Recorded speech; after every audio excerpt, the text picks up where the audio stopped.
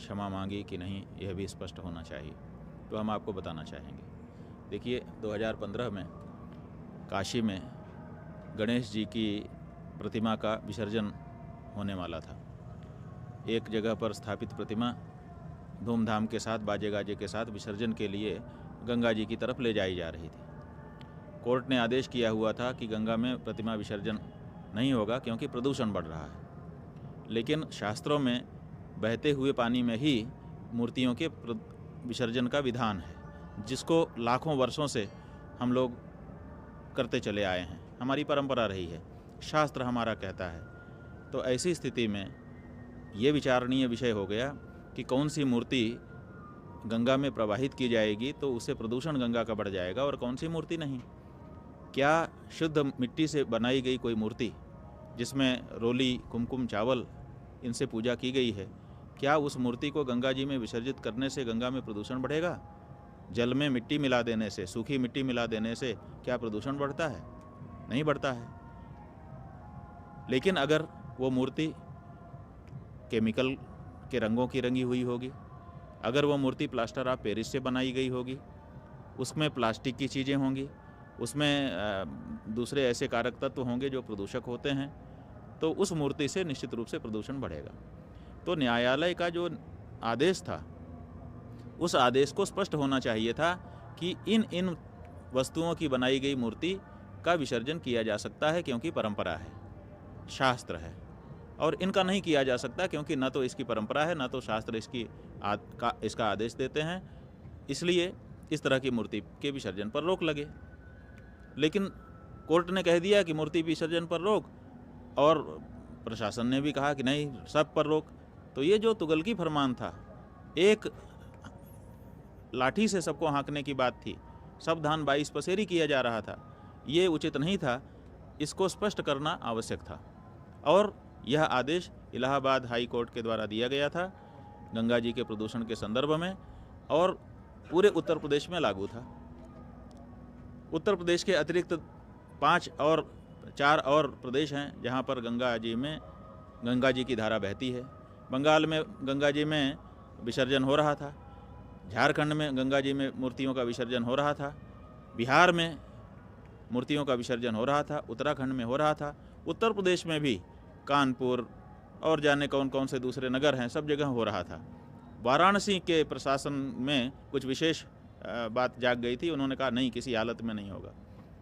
ठीक है, प्रशासन अपना काम कर रहा था, भक्त अपना काम कर रहे थे। वाराणसी के प्रशासन ने क्या किया कि भगवान गणेश की मूर्ति को बीच सड़क पर रोक दिया और कहने लगे कि नहीं, वहाँ विसर्जन नहीं होगा। और 3 दिन तक लगातार, 3 दिन 3 रात तक लगातार गणेश जी की मूर्ति को सड़क के बीच में रोके रखा। तो हम लोगों को पता चला, तो हमने भी ये सोचा कि ये गलत है। हमने प्रशासन से कहा, वहाँ पर पहुँच करके, वहाँ हम पहुँचे इसलिए कि हमारे भगवान सड़क पर थे, तो अब हमको भी मठ के अंदर छत के नीचे रहना अच्छा नहीं लग रहा था। तो हमने कहा हम भी सड़क पर जा रहे हैं। सड़क पर गए, प्रशासन के लोगों ने हमसे बात की कि आप क्या चाहते हैं। हमने कहा हम कुछ नहीं चाहते हैं, आप समझिए, ये आयोजक जो हैं गणेश जी की यात्रा लेकर के जा रहे हैं, ये हैं, आप हैं, आप दोनों के बीच में बात है, हम कौन हैं। लेकिन हमारा इतना ही कहना है कि बीच सड़क में भगवान की मूर्ति को मत रोकिए। आप मूर्ति को किसी पार्क में ले चलिए, वहीं चितरंजन पार्क था बगल में, हमने उसका सुझाव दिया कि वहाँ पार्क में ले चलिए, वहाँ पार्क में रथ खड़ा कर दीजिए, पूजा आरती भगवान की होती रहे, आप लोग आपस में बात करते रहो, जो निश्चय आपका हो आप वो लोग करिए।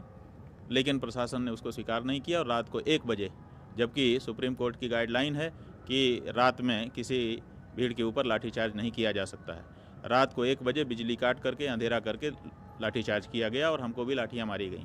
हमारे साथ ये मुकुंदानंद, जो उस समय मयंक शेखर मिश्र थे, ये थे, कृष्णा पराशर थे, और दूसरे बच्चे थे 2 या 3, उनको भी लाठियाँ मारी गईं। इसी के साथ बहुत सारे दूसरे भक्त थे, उनको भी लाठियाँ मारी गईं।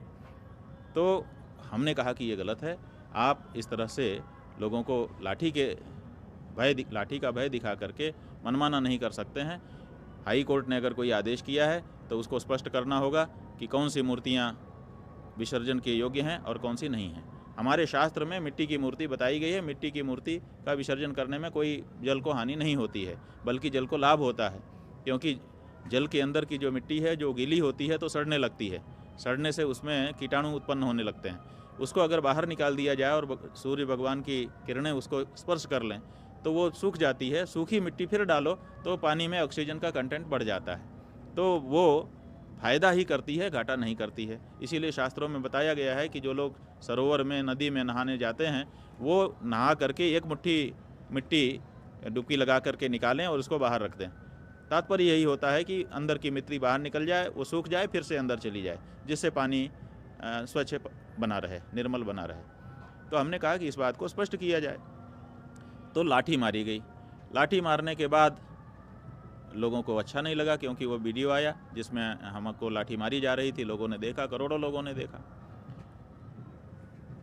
बाद में उसके बातें और आगे बढ़ी, आप लोग सब जानते हैं। तो अखिलेश, हमारी उस समय मांग थी कि अखिलेश यादव आए और इन बच्चों से माफ़ी मांगे कि हमने तुम्हारा अपराध किया है। लेकिन अखिलेश यादव नहीं आए। फिर जो हुआ, हमारा उसमें हमने किसी को श्राप नहीं दिया था, लेकिन हमारी बात थी कि राजा को न्यायप्रिय होना चाहिए, संवेदनशील होना चाहिए, और इस तरह से छोटे बच्चों के ऊपर और रात को अंधेरे में लाठी नहीं मारनी चाहिए। तो हमारा था। फिर हमने अन्याय प्रतिकार यात्रा निकाली। ये बिल्कुल हम अभी भी कहते हैं कि सही था निर्णय। हमको न्याय पाने का हक है, भारत के प्रत्येक नागरिक को हक है, और अन्याय कहीं हो रहा हो तो उसका प्रतिकार करने का, उसके विरुद्ध आवाज़ उठाने का भी हक है।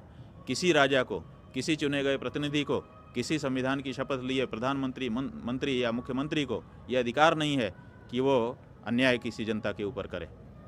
प्रतिकार था तो हमने प्रतिकार यात्रा निकाली, और उसके बाद फिर इनकी सरकार ने मुकदमे लादे लोगों के ऊपर। जो लोग यात्रा में चल रहे थे उनको और बाकी लोगों को भी उसमें सम्मिलित किया। ये भी एक तरह से अन्याय ही था। ये सब हो गया, फिर बातें पूरी हो गई। उसके बाद तो फिर सत्ता ही बदल गई। बहुत से लोग कहते हैं कि काशी की वो घटना इनकी सत्ता बदलने में भी कारण बनी, क्योंकि करोड़ों लोगों ने जब उस दृश्य को देखा, लोगों का मन बदल गया। भारतीय जनता पार्टी ने भी इस वीडियो को खूब फैलाया, तो लोगों को पता चला। तब से ये बात चल रही थी कि संतों का श्राप अखिलेश यादव को लग गया। हमसे पूछा गया, हमने कहा भैया हम श्राप नहीं देते हैं किसी को, लेकिन गलत होता है तो उसको गलत कहते हैं, अच्छा होता तो अच्छा भी कहते हैं। अब जो है हरिद्वार में कुंभ हो रहा है, हम लोग यहाँ पर कुंभ कर रहे हैं। फिर अचानक अखिलेश यादव जी की एक संदेष्टा आए। उन्होंने कहा कि अखिलेश यादव जी यहाँ आकर के शंकराचार्य जी का आशीर्वाद लेना चाहते हैं। हमने कहा भैया शंकराचार्य जी यहाँ विराजमान हैं, आ सकते हैं। बहुत से लोग आ रहे हैं, सभी जो भी आता है उनका आने वाले का स्वागत ही किया जाता है।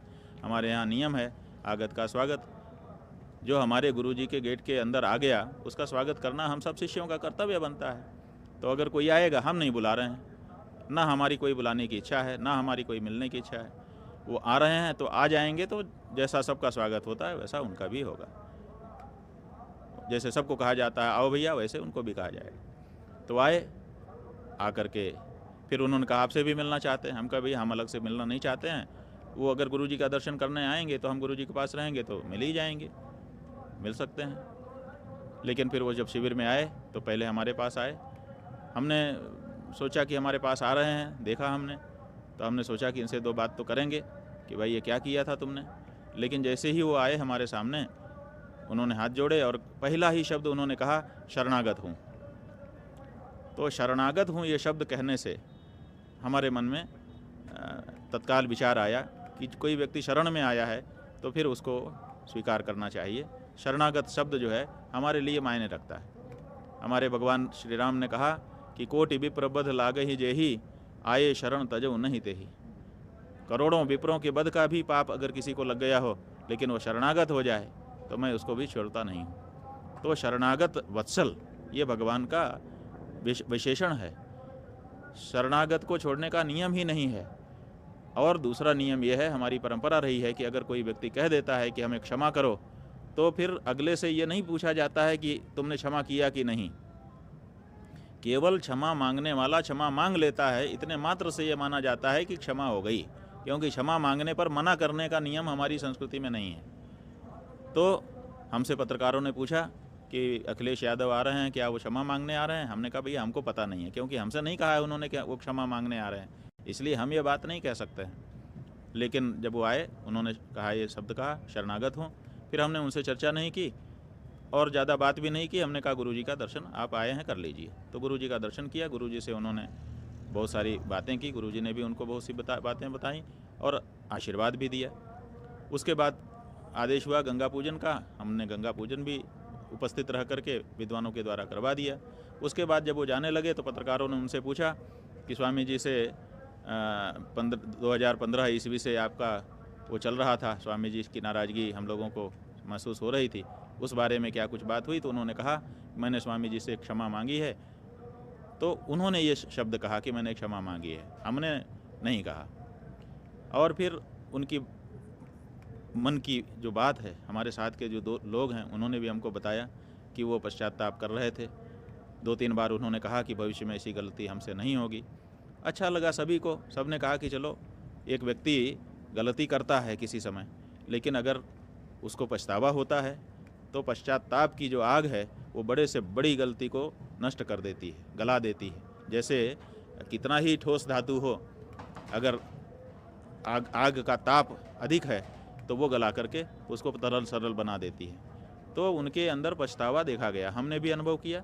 हमारे साथ के जो लोग हैं उन्होंने भी अलग अलग हमको उनके जाने के बाद बताया कि नहीं स्वामी जी उनके पछतावा था, अभिनय नहीं कर रहे थे। क्योंकि ये बात रहती है ना कि राजनेता तो मौके के अनुसार अभिनय कर लेते हैं। तो हमारे साथ के लोगों ने भी हमको ये कहा कि स्वामी जी अभिनय नहीं कर रहे थे, उनके सचमुच पछतावा था। तो अगर पछतावा था और आगे के लिए सुधार करने के लिए संकल्प मन में है तो क्षमा शब्द बोलने पर क्षमा करना ही पड़ता है, शरणागत को स्वीकार करना ही पड़ता है। हमने भी किया और गुरुजी का आशीर्वाद उनको मिला। तो जब गुरुजी का जिसको आशीर्वाद है उसको चेले का ना हो, ऐसा कैसे हो सकता है? जो गुरुजी की दिशा है वही हमारी दशा है। तो अखिलेश यादव आए, आकर के गुरुजी का दर्शन किया, गंगा जी का पूजन किया, गंगा जी को साष्टांग प्रणाम किया पूरा लेट करके, और हमारे सामने जो शब्द बोले वो हमने बता दिया, पत्रकारों के सामने उन्होंने जो शब्द बोला वो हमने बता दिया। तो ऐसी स्थिति में किसी भी बात को लंबे समय तक बनाए रखना बुद्धिमत्ता की बात नहीं होती है। यदि पश्चाताप होता है, किसी को सुधार के लिए कोई तत्पर होता है, प्रस्तुत होता है, तो उसको अवसर भी दिया जाना चाहिए। तो हमने वो बात बुला दी, पहले से ही हमने बुलाया था, क्योंकि हमने उसी समय कहा था, अखबारों में हमारा वक्तव्य उस समय भी छपा था, पत्रकार बंधु जानते हैं और जो लोग घटना से जुड़े हैं वो भी जानते हैं। हमने तभी कहा था कि हम तो एक सन्यासी हैं, हमारा ना तो कोई मान है ना तो कोई अपमान है, तो इसलिए हमको मारा पीटा कोई बात नहीं, धर्म के लिए मारपीट, पुलिस की लाठी खा लिया, इसमें क्या है? करपात्री जी महाराज ने खाई थी, हमारे गुरुजी ने जाने कितनी बार जेल यात्रा सही है, राम जन्मभूमि के लिए जेल गए, गौ हत्या के लिए जेल गए, स्वतंत्रता संग्राम में जेल गए। तो ये सब अच्छे कार्य के लिए, ये सब बुरा नहीं समझा जाता है। हमने भगवान की यात्रा के, उनके भगवान की गरिमा की रक्षा के लिए लाठी खाई, इसमें हमको कोई मलाल नहीं है। लेकिन ये बच्चों को जो मारा ये ठीक नहीं है, बच्चों से माफ़ी मांगी। तो हमारे पास अब इस समय तो कुछ दूसरे बच्चे नहीं थे, लेकिन मुकुंदानंद थे और कृष्णा पराशर थे, इनसे हमने परामर्श किया। इन सब ने कहा कि अगर वो माफ़ी मांगता है तो माफ़ कर देना ही उचित होगा। तो इनका भी कंसेंट हमको था और हमने भी देखा, इन सब की ओर से हमको ही बोलना था, तो हमने जो उचित था वो बोला। और मन से पहले भी हमारे कोई दुर्भावना नहीं थी। ऐसा होता है कि बात नहीं होती है, लेकिन जो पापी होता है, जो दोषी होता है, जिसने गलती की होती है, उसको खटका रहता है कि हमसे गलत हो गया। तो हमारे मन में कितना मलाल था ये बहुत महत्वपूर्ण नहीं है, जिसने ये करवाया था उसके मन में कितना मलाल था ये है। तो कल की उनकी जो भावभंगिमा थी उससे पता चलता है कि उनके मन में इस बात का मलाल था कि हाँ मुझसे गलती हुई है, उनके अफसरों ने गलती की थी और उस गलती का दायित्व, उनकी जिम्मेदारी इनकी बनती थी। ये मुख्यमंत्री होने के नाते इनको तत्काल उसी समय वाराणसी आना चाहिए था, बच्चों के साथ बैठना चाहिए था, उनके घाव पर अपना मरहम का हाथ फेरना चाहिए था, जो इन्होंने नहीं किया। लेकिन देर आयत दुरुस्त आयत, 6 साल बाद सही ये आए, आकर के उन्होंने गलती स्वीकारी, आगे गलती न करने का वचन दिया और क्षमा के शब्द बोले, शरणागति के शब्द बोले। तो स्वाभाविक है, क्षमा कर दिया गया है। अब वे फिर से ऊर्जावान होकर के देश और समाज की सेवा करें। देखिए ये राजनीतिक लोग हैं, पक्ष में कभी रहते हैं, कभी विपक्ष में रहते हैं। जब पक्ष में रहते हैं तो योजना बनाते हैं और विपक्ष में रहते हैं तो योजनाओं की कमियों को पॉइंट आउट करते हैं। चाहे पक्ष में रहे चाहे सत्ता में रहे, दोनों ही जो दल हैं वो देश के लिए, समाज के लिए अपना योगदान अपने तरीके से देते हैं। तो भगवान इनको जहाँ रखना चाहे रखे, हम नहीं कहते हैं कहाँ रहें, लेकिन जहाँ भी रहें देश और समाज के लिए अपना योगदान दें। पढ़े लिखे हैं, सुना है हमने, और 5 साल तक उत्तर प्रदेश को इन्होंने चलाया है। बहुत सारे लोगों ने इनकी प्रशंसा भी की है, बहुत सारे लोग आलोचना भी किए हैं, क्योंकि पक्ष विपक्ष के कारण ये होता ही है। राजनीति में तो यही है ना, हमारे यहाँ तो हम तो गुण दोष देख करके बोलते हैं, एक ही व्यक्ति में गुण भी देखेंगे, दोष भी देख लेंगे, लेकिन राजनीति में ऐसा नहीं है। राजनीति में तो विपक्षी में कोई गुण नहीं होता है और पक्ष में कोई दोष नहीं होता है। ये उनके यहाँ नियम है कि अगर हमारे पक्ष का है तो इसमें कोई दोष नहीं है, और विपक्ष है तो इसमें कोई गुण नहीं है। यही उनके यहाँ की परिभाषा है। यहाँ तक ये परिभाषा चली जाती है कि अगर विपक्ष का कोई व्यक्ति जिसमें कोई गुण नहीं है, अगर वो विपक्ष का व्यक्ति हमारे पक्ष में आ जाए तो तत्काल उसमें गुण ही गुण भर जाते हैं, सारे दोष वहीं छोड़ के चला आता है वो। तो ये राजनीति की परिभाषा है, हमारी और आपकी ये परिभाषा नहीं है। हमारी आपकी परिभाषा ये है कि ये जो व्यक्ति है ये गुण और दोष दोनों का पुलिंदा है। किसी में गुण ज़्यादा है, किसी में दोष ज़्यादा है, तो गुण दोष दोनों को देखते हुए जहाँ गुण की बात है वहाँ प्रशंसा करनी चाहिए, जहाँ दोष की बात है दोष को निकालने के लिए आलोचना भी करनी चाहिए। तो जो इनकी अच्छाइयाँ होंगी वो हम बोलेंगे, जो इनकी बुराइयाँ होंगी वो भी ज़रूरत पड़ेगी तो बोलेंगे, और इन्हीं की नहीं, जो भी होंगे सामने, जो भी पक्ष या विपक्ष में होंगे, उनका अवसर आने पर बोलने का हमारा दायित्व है। तो हम वो बोलेंगे, जनता के सामने पूछे जाने पर बोलेंगे, अपने से बोलते नहीं हैं। ये बातें हैं तो आप लोग जान लीजिए कि हाँ, अखिलेश यादव आए थे, उन्होंने पत्रकारों से बताया है कि मैंने क्षमा मांगी, अपने ही शब्दों में बताया है, हम क्यों कहें कि क्षमा मांगी, और शरणागति के शब्द उन्होंने कहे, वो भी सबके सामने कहे हैं। कुछ लोग ये कह रहे हैं कि उत्तराखंड में चुनाव हैं, आने वाले दिनों में उत्तर प्रदेश में भी चुनाव हैं, तो अपनी छवि को फिर से ठीक करने के लिए वो कर रहे हैं। ये तो हमारा ये कहना है कि ठीक है, राजनीतिक उद्देश्य से ही अगर वो ऐसा कर रहे हैं तब भी कम से कम कर तो रहे हैं। दूसरे तो बहुत से लोग हैं जिन्होंने गलतियां की हैं, लेकिन क्या उनके अंदर साहस है कि आ करके सामने, जनता के सामने, कैमरे के सामने अपनी गलतियों को स्वीकार करें? उन्होंने तो नहीं स्वीकार किया है। वो तो अपनी गलतियों को भी सही बताने की चेष्टा कर रहे हैं, तो कम से कम उनसे तो बेहतर है ये। देखिए, हम अखिलेश यादव को, गणेश जी का रथ इन्होंने बीच रास्ते पर 3 दिन रोक करके रखा था, हमने कड़ी आलोचना इनकी की थी, सही है, लेकिन जब उसी काशी में, जिस काशी में गणेश जी के रथ को रोका गया था, वो मिट्टी की मूर्ति को रोका गया था, जब उसी काशी में हजार साल, 500 साल, 800 साल, 200 साल पुराने मंदिर और मूर्तियां तोड़ तोड़ करके फेंके जाने लगे, तब उसकी अपेक्षा इनका दोष हमको कम दिखाई देने लगा। जो सच है हम कह रहे हैं, ये इनको हम दोषी समझ रहे थे कि ये देव मूर्तियों का अपमान करने वाला व्यक्ति है, लेकिन जब वो तो 9 दिन पूजी गई मूर्ति थी, 10 दिन पूजी गई मूर्ति, 5 दिन पूजी गई मूर्ति थी, और जो हजारों साल, सैकड़ों साल से पूजी गई मूर्तियां और मंदिर थे, उनको भी तोड़ तोड़ करके जो लोग फेंकने लगे, तो फिर तुलना हो गई। इसने भी मूर्ति का अपमान किया, उसने भी किया। उसने ज़्यादा दिन पूजी गई मूर्ति और स्थिर स्थापित मूर्ति का अपमान किया, मंदिर तोड़ा। तो अब हम किसकी आलोचना करें? जब 2 आँख से अंधा और 1 आँख से अंधा आ जाए तो 1 आँख के अंधे को अच्छा ही कहना पड़ता है, क्योंकि वहाँ तो सर्वथा ही वो है। तो आज काशी में मंदिर और मूर्तियाँ तोड़े जा रहे हैं, और उनको हम जब देखते हैं तो इनका दोष अब हमको कम दिखाई देता है। दोष तो रहेगा इनका भी, लेकिन वो कम हो गया क्योंकि उससे बड़ा दोष दूसरा उपस्थित हो गया है। तो आकलन करने के लिए परिस्थितियां होती हैं। तो जिस परिस्थिति में ये घटना घटी थी, उस परिस्थिति में ये बहुत बड़े दोषी हमको दिखाई देते थे।